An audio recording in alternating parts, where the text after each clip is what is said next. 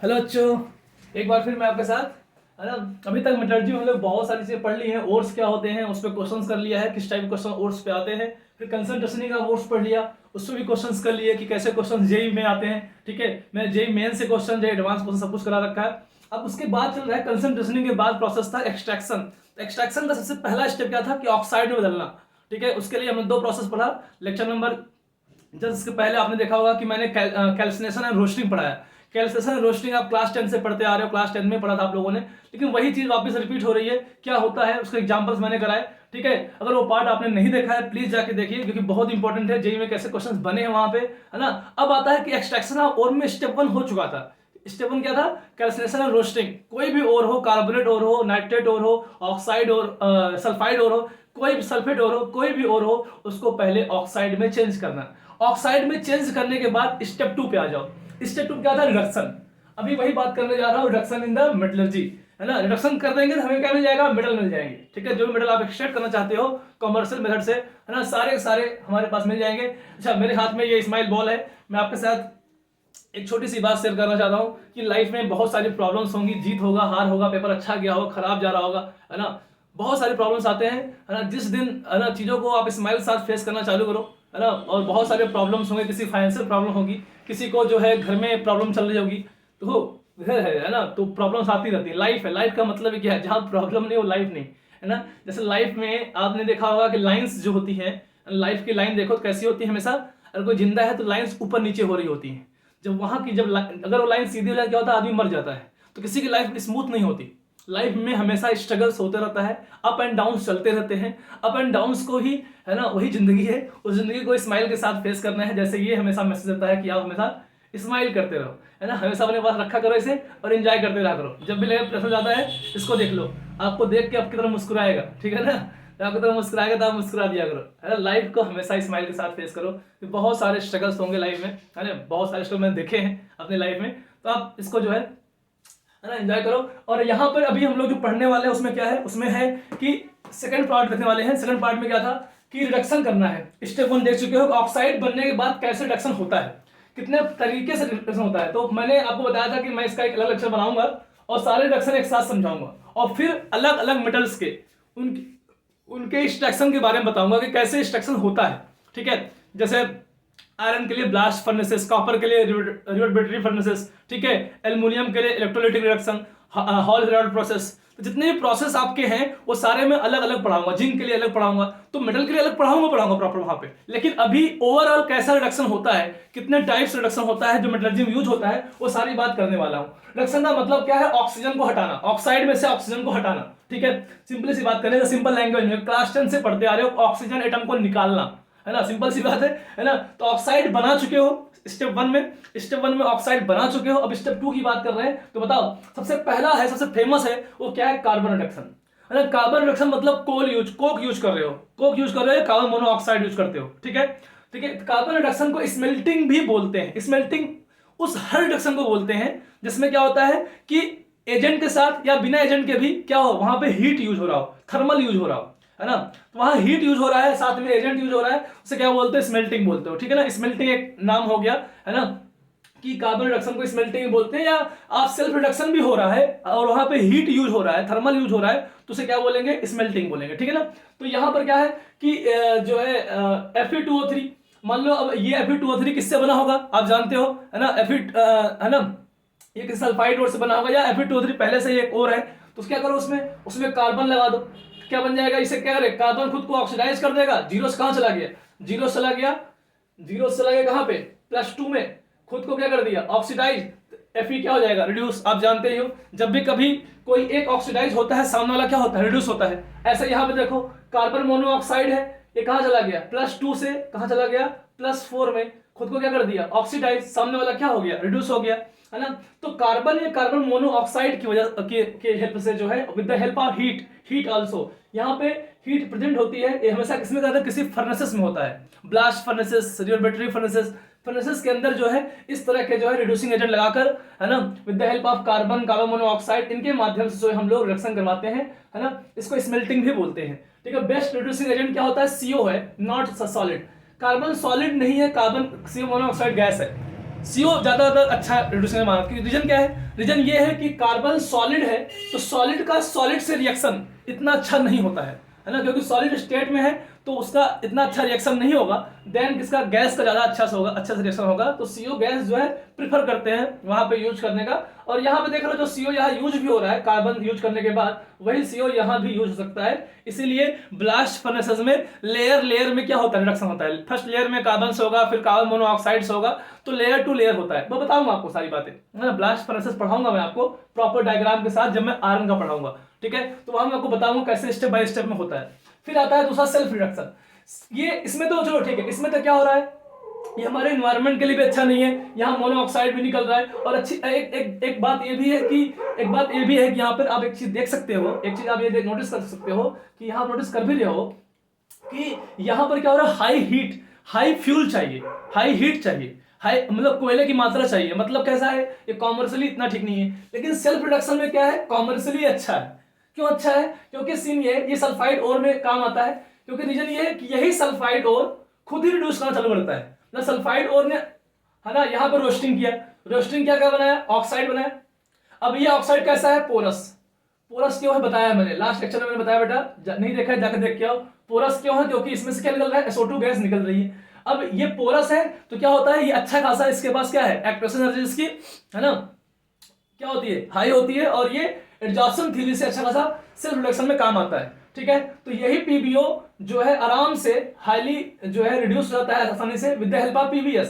जो PbS आपका जल के यहाँ पे PbO बनाया था, वही PbS यहाँ पे क्या कर रहा है, इसको रिड्यूस कर रहा है। और high number of mole, high number of amount of Pb यहाँ मिल रहा है। तो आपका क्या हो रहा है कि अलग से कोई रिड्यूसिंग एजेंट नहीं लगा रहे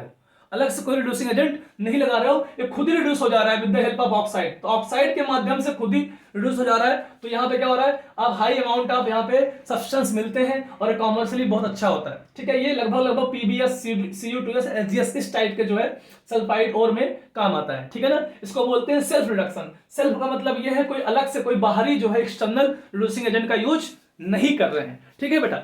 अब इसके बाद देखो, अब आता है थर्माइट। थर्माइट अगर याद करो क्लास 10th में एक बार थर्माइट वर्ड आया था, थर्मिट रिएक्शन आप पढ़ते हो, है ना। आप वहां देखो क्लास 10th के NCERT में एक आदमी जो है रेलवे ट्रैक जोड़ रहा होता है। रेलवे ट्रैक को ऐड करने में थर्माइट रिएक्शन सुना हो कभी, तो वही चीज है यहाँ पर। इसलिए गोल्ड स्मिथ थर्माइट रिएक्शन इसके नाम से फेमस है ना। थर्माइट रिडक्शन देखो आप यहाँ पे, ये क्या है, use for metal oxide have very high melting point, जिसका मेल्टिंग पॉइंट बहुत हाई है। और मेल्टिंग पॉइंट बहुत हाई है, अगर आप इस मेथड से करोगे तो क्या होगा, रीजन क्या है कि यहाँ पे बहुत हाई अमाउंट ऑफ कोक की जरूरत पड़ेगी, बहुत हाई कॉस्ट पड़ जाएगा। इसलिए यहाँ पर हम लोग with the help of aluminium powder करते हैं, with the help of aluminium powder. ऐसा क्यों करते हैं बताऊंगा आपको भी, ठीक है। तो हाई मेल्टिंग पॉइंट की होने की वजह से अगर आप कार्बन डाइऑक्साइड यूज करते हो यहाँ पर, तो दिक्कत क्या है, एक्सपेंसिव ज्यादा हो जाएगा, फ्यूल ज्यादा खर्च हो जाएगा आपका। इसलिए हम लोग एल्यूमिनियम पाउडर का यूज करते हैं।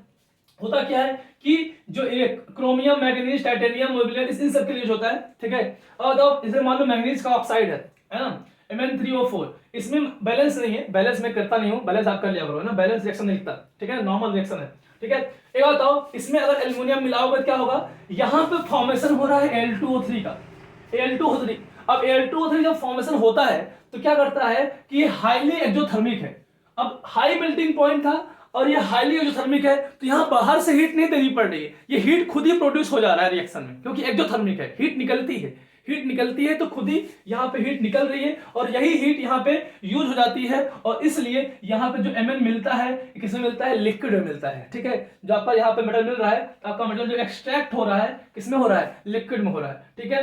तो ये आपका हो गया। ऐसे TiO2 के लिए, है ना, आराम से निकाल सकते हो। अच्छा, एक जो मैंने लगाया स्टार क्यों लगाया यहाँ पर, स्टार इसलिए लगाया है कि आयरन का ऑक्साइड से एल्यूमिनियम का यूज करके ये कॉमर्शियल अच्छा नहीं है, कॉमर्शियल पर्पज से बहुत अच्छा नहीं है ना। ये वहीं पे अच्छा है जो बताऊंगा, रिवर बैटरी जो आपका ब्लास्ट फर्नेसेस है वहां पे with the help of carbon, वो अच्छा है, वो कंपनियां यूज करती हैं। अच्छा, ये यूज कहां करते हैं, ठीक है, कॉमर्शियल अच्छा नहीं तो कोई बात नहीं, लेकिन कैसे करते हैं, रेल रोड ज्वाइनिंग, रेल के बीच में जो क्रैक्स आ जाते हैं, बीच में रेल टूट गई, इतना बड़ा क्रैक आ गया, उसको जोड़ना है, तो with the help of thermite reaction से, जो आपने क्लास 10 में पढ़ा था, मैंने वो रिएक्शन लिखी यहाँ पे, इसके हेल्प से वहां पे आयरन की फिलिंग करते हैं और हीट क्योंकि एक्टोथर्मिक है, हीट ऑटोमेटिक प्रोड्यूस हो जाएगा, तो लिक्विड आयरन वहां पे क्या हो जाएगा, मोल्ड हो जाएगा, और जो आपके रेलवे ट्रैक क्या हो जाएगी, ऐड हो जाएगी, ठीक है ना। तो इसलिए जो है लेकिन रेल रोड ज्वाइनिंग में करते हैं, ठीक है। अब आता है ये सिंपल रिएक्शन है, मेटल डिस्प्लेसमेंट रिएक्शन, जो कि आपने लीचिंग में भी पढ़ा था,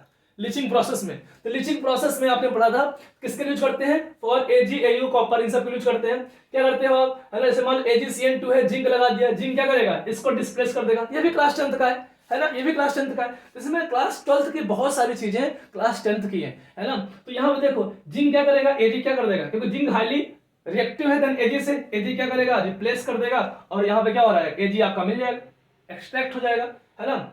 ऐसे Au है आपका, गोल्ड है, गोल्ड भी क्या करेगा, ऐसे आपका एक्सट्रैक्ट हो जाएगा, ठीक है। तो ये डिस्प्लेसमेंट रिएक्शन। अच्छा, कुछ यहाँ पे लिखा हुआ थर्मल डिकम्पोजिशन, कि भाई कुछ ऐसे ऑक्साइड भी होते हैं जो कि उनके लिए कोई रिड्यूसिंग एजेंट लगाने की जरूरत नहीं, खर्चा मत करो भाई, है ना। जब जरूरत नहीं है काहे खर्चा करोगे, बोलो, व्यवस्थित पैसा खर्च करना है। तो ऐसे कैसे, और थर्मली अनस्टेबल है, मतलब ये, मतलब ऐसा है कि हल्का सा गर्म कर दिया टूट के बाहर, ठीक है, हल्का सा गर्म किया कि टूट के निकल जाएगा, ठीक है। तो क्यों फालतू में रिड्यूसिंग एजेंट यूज करोगे, बोलो।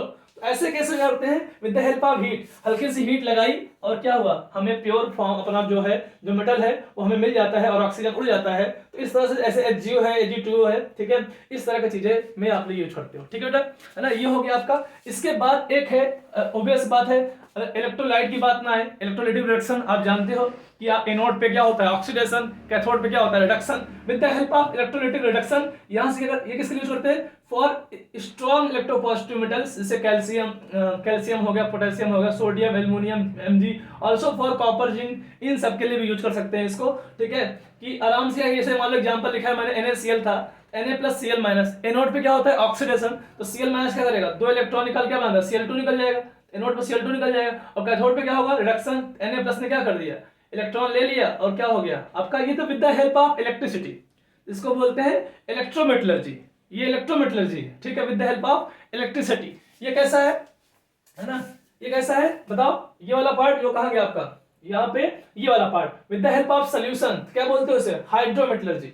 जब सोल्यूशन का यूज करते हो तो वहां हाइड्रोमेटलर्जी, जब इलेक्ट्रिसिटी यूज करते हो क्या होता है, इलेक्ट्रोमेटलर्जी, और जब हीट का यूज करते हो क्या बोलते हो उसे, सब क्या है, ये है पायरोमेटलर्जी, ठीक है, जहां पे थर्मल चीजें यूज हो रही है, हीट यूज हो रहा है, पायरोमेटलर्जी। तो इस तरह की बातें है यहाँ पर है, आई होप आपको समझ में आया होगा, है ना। और एक चीज और कि यहाँ पर इस पार्ट के बाद क्या करने वाले हैं कि आयरन का, कॉपर का, जिंक का, एल्युमिनियम का, जितने भी इंपॉर्टेंट है, जो जेईई मेंस और एडवांस के लिए इंपॉर्टेंट है, ठीक है, चार तो जेईई मेंस के लिए है, एक दो एक्स्ट्रा एडवांस के लिए भी है, वह सारी बातें 1 by 1, कॉपर का अलग, आयरन का अलग, जिंक एल्युमिनियम का अलग, ठीक है, और टिन वगैरह का जो एक्स्ट्रा पार्ट है, जो कि एनसीईआरटी में नहीं है लेकिन एडवांस में पूछा जा सकता है, तो वहां का पार्ट अलग, ऐसे करके मैं अलग अलग चीजें करके पढ़ाऊंगा, है ना। ब्लास्ट फर्नेसेस, रेडियोबैटरी फर्नेसेस, है ना, फ्लक्स क्या होता है, स्लैग क्या होता है, वो सारे टर्म्स वहां क्लियर हो जाएंगे, है ना।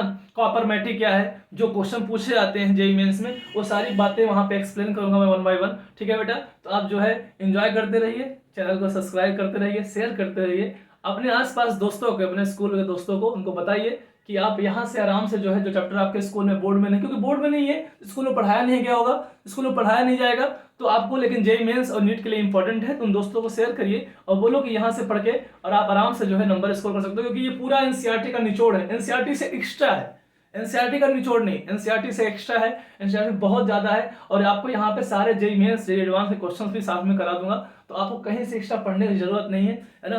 कहते हैं ना कि एक गाइडेंस, एक मेंटर, एक दोस्त की जरूरत होती है जो आपको गाइड कर सके, आपको समझा सके, बस उसी माध्यम से मैं चाहता हूँ कि ये इंडिया के हर बच्चों के पास तक पहुंचे, जो बच्चे पढ़े हों, जो बच्चे ना पढ़े हों, आपके रिविजन के लिए भी अच्छा हो, है ना। तो मिलते हैं फिर से, और अगले पार्ट में हम पढ़ेंगे, और साथ में हम लोग ये भी पढ़ेंगे कि क्या होता है एलिंगम डायग्राम, है ना, एलिंगम डायग्राम क्या है, उसके ऊपर क्वेश्चन कैसे आते हैं, वो सारी बातें पढ़ेंगे, एंजॉय करेंगे, ठीक है ना। चलो फिर मिलते हैं।